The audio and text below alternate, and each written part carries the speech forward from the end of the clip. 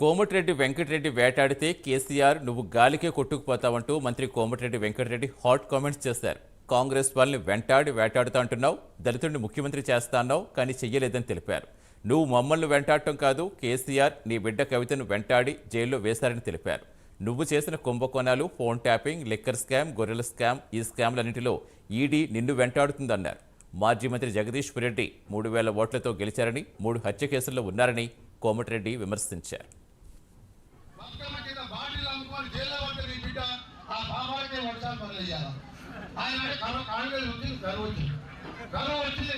రైతులు అదే పడితే పోయి ధైర్యం చెప్పాలి.